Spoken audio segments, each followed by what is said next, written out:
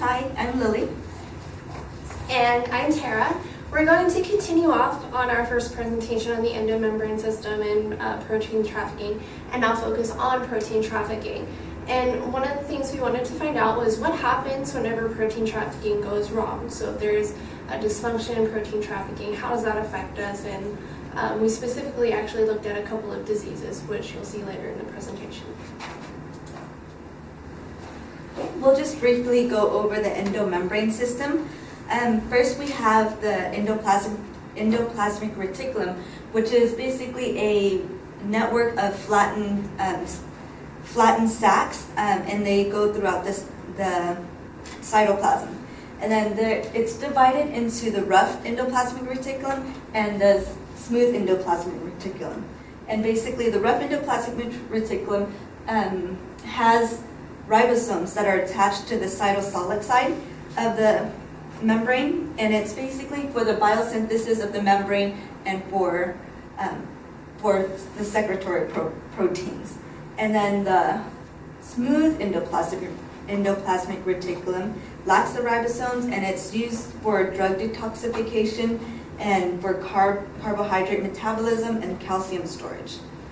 And then that is connected to the Golgi apparatus, and that is basically a site for which it's for the processing, packaging, and sorting of the proteins as they go through, and they transport them to their destination where they need to go. And then we have the endosomes, which are, they sort, they're responsible for sorting the intracellular proteins, and the proteins can go back to the plasma membrane, or they can be going to the lysosome for degradation. And basically in the lysosome, it contains this enzyme, and if the proteins are not modified properly, or if they're not coated properly, or if the other macromolecules like lipids or carbohydrates and other proteins aren't made properly or not functioning properly, or not used, they can degrade them.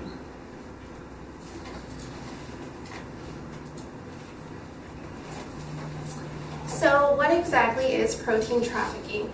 We know after proteins get translated, they need to get delivered to their specific locations in the cell, whether it's going to be on the plasma membrane or if it's going to be secreted, they need to get to their location.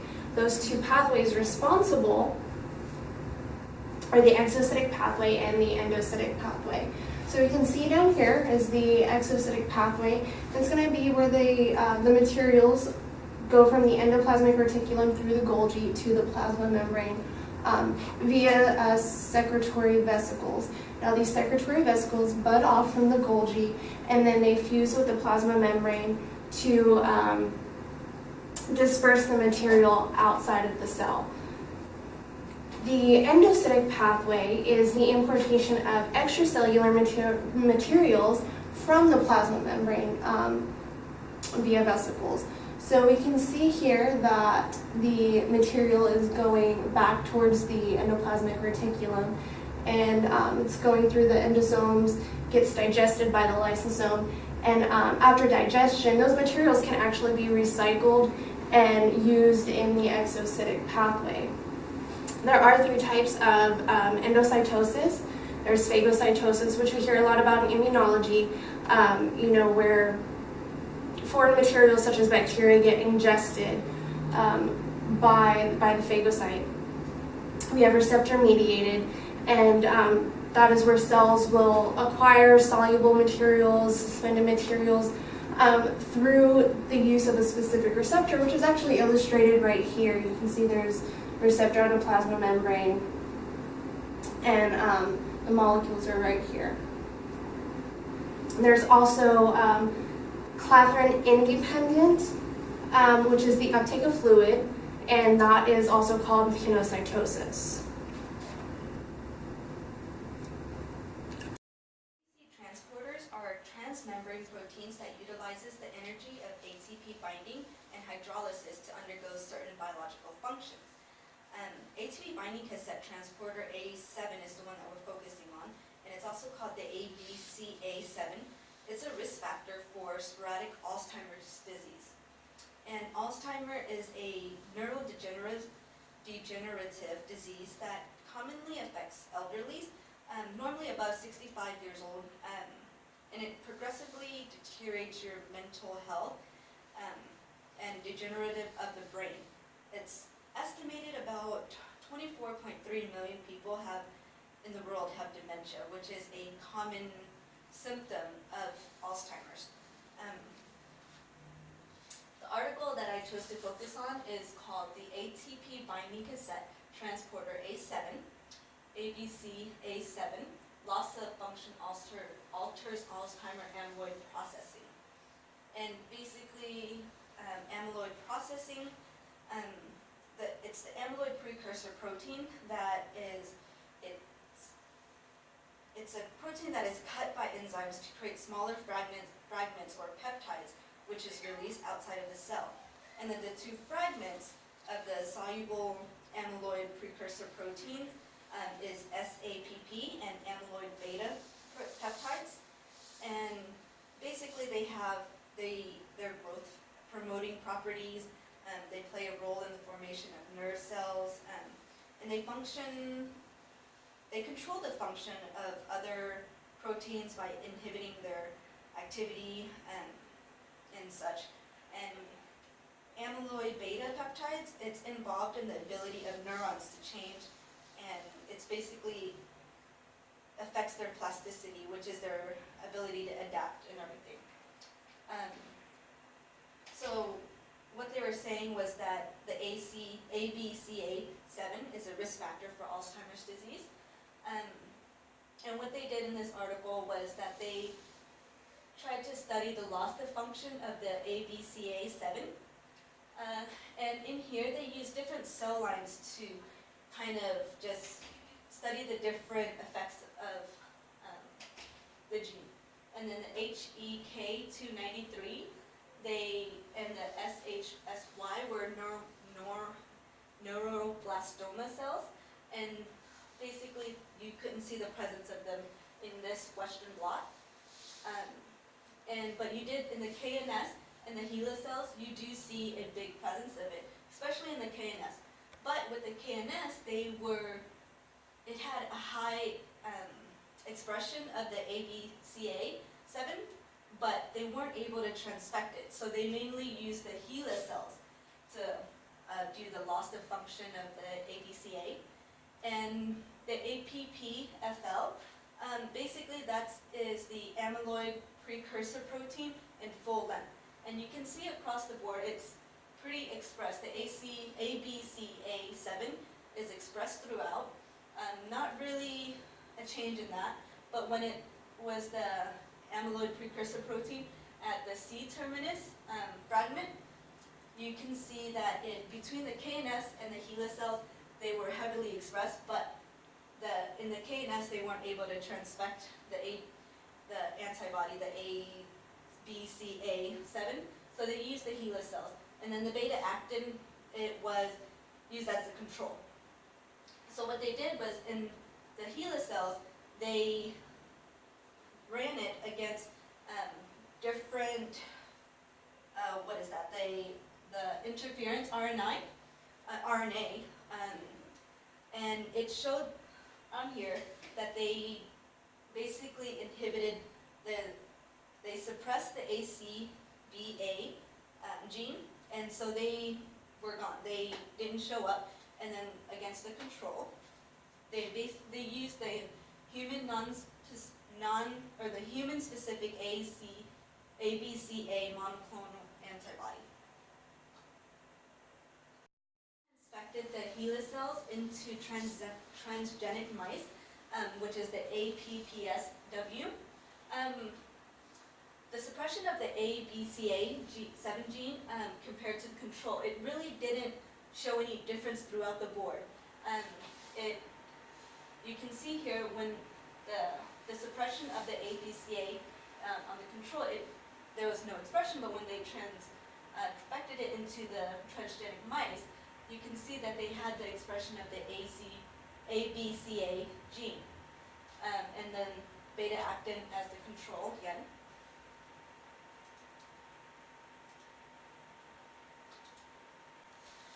Okay, so basically they transfected the HeLa cells into the transgenic mice, and they wanted to examine the total secreted precursor protein that was after they transfected it, and then also the different species of the different mice as well.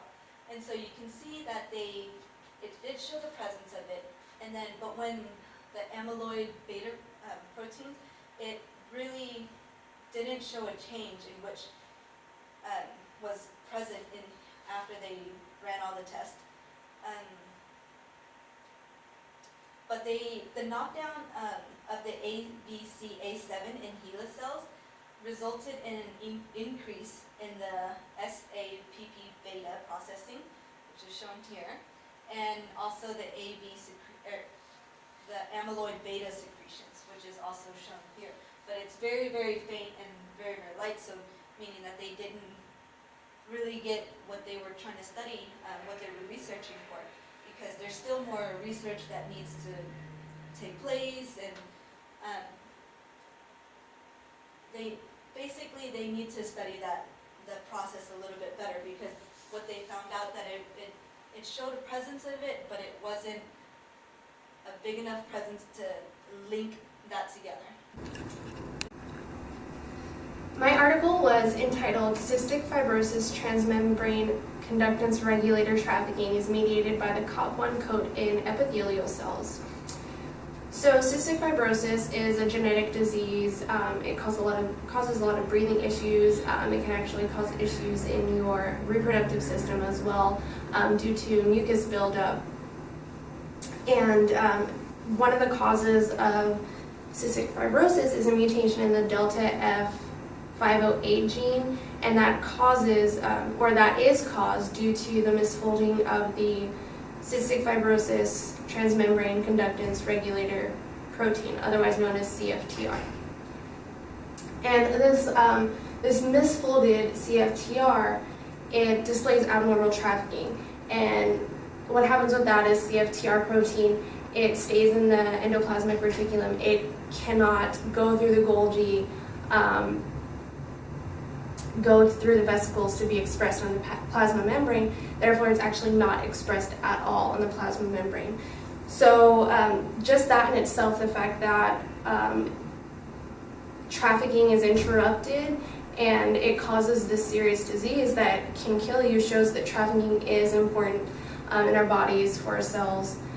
And this article specifically addresses the role of the COP1 complex in CFTR trafficking.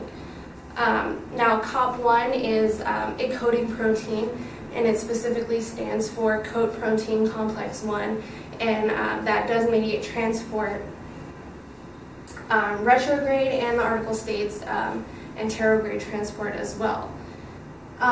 So the first thing they wanted to look at was trafficking of CFTR in human cancer cells, in HeLa cells. So they transfected this protein with different factors: GBF1, E79, 4K, ARF1, Q71L, and I'll explain what those mean. So ARF stands for ADP ribosylation factor, that actually recruits the COP1 to the membrane. Low levels of ARF, they actually dissociate COP1 from the membranes, which is actually what we're going to see in this panel right here. Let's see. So CFTR was transfected with GBF1E794, and we're looking for the green fluorescence. Now, the green fluorescence is going to be the CFTR. And you can see that the CFTR actually stays within this area and it's dispersed throughout the cell because the COP1 has been dissociated, so it doesn't form that complex.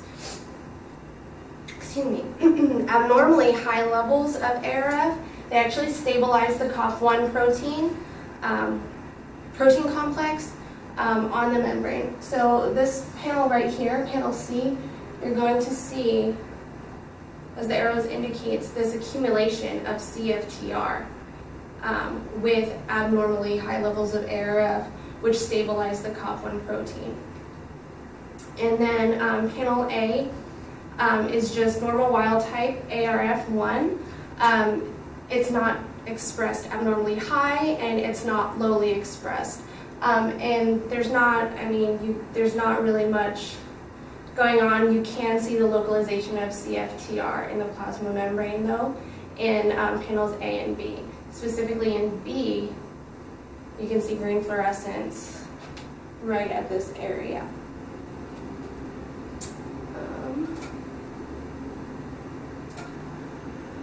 So the next thing that they did is they wanted to see that COP1 was involved in CFTR trafficking in human epithelial cells. So they looked at downregulation of beta COP, which is a protein that's normally expressed in the COP1 complex. So they used silencer RNA called anti-beta COP to downregulate the beta COP. And so what they found here, and this is going to be the control sRNA, so without silencing this beta COP, you can see that CFTR is expressed. Adding the anti-beta COP siRNA, you can see that the levels have decreased both in the short exposure and in long exposure. One thing that I found odd in the article is that they talked about immature CFTR, which is band C, and they talked about mature CFTR. The article did not distinguish what the differences between those two are, and looking up through research, I really didn't find any information on what the differences between those two are. So I would say that that was a downfall of the article, and that they do not distinguish between those two. But either way, you can see on this Western blot that adding the anti-beta COP siRNA did inhibit CFTR trafficking, as it was not expressed.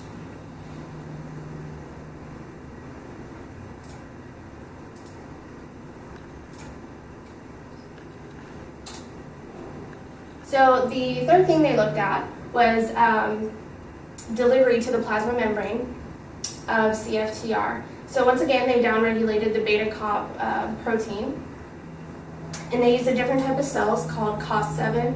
The reason they used those cells was because they expressed higher levels of CFTR versus the epithelial cells. They weren't really able to visualize them as much as they were able to visualize them in the COS7 cells.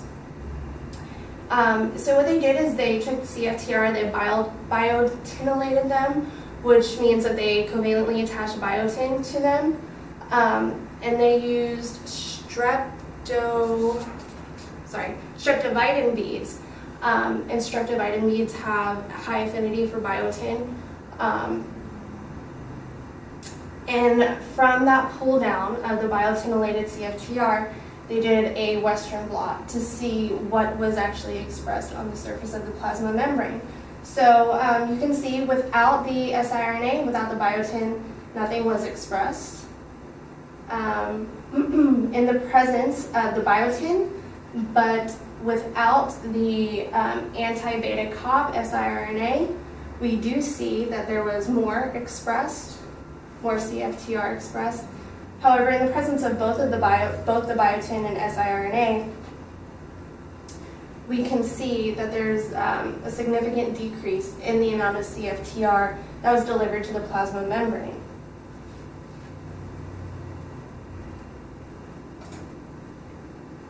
And then lastly, they wanted to prove that COP1 and CFTR could be recovered in a complex together.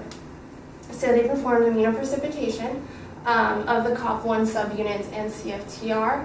They used a specific antibody that was specific to CFTR to immunoprecipitate the COP1 complexes. And what they found is that whenever they used the immunoglobulin IgG antibody that was non-specific, they didn't get any of the COP complexes, COP subunits in the immunoprecipitation. However, when they used the CFTR specific antibody, they were able to get the alpha, beta, and gamma subunits. Although alpha and beta are smaller or not as defined as the gamma subunit, they still immunoprecipitated out. So that proved to them, or was an indicator to them, that those two were related in a complex, and that the COP1 complex does play a role in the trafficking of CFTR. Now, they do need to do additional studies to find out whether it's a specific protein that facilitates that CFTR COP1 complex binding. They also need to find out in relation to that, or if it's a direct interaction between the complex and the CFTR protein. However, finding out these molecular mechanisms of how they bind together, what inhibits the COP1 from getting to the CFTR, things like that, they can actually identify points of action for therapy, for medication, to either cure or at least help to treat cystic fibrosis patients.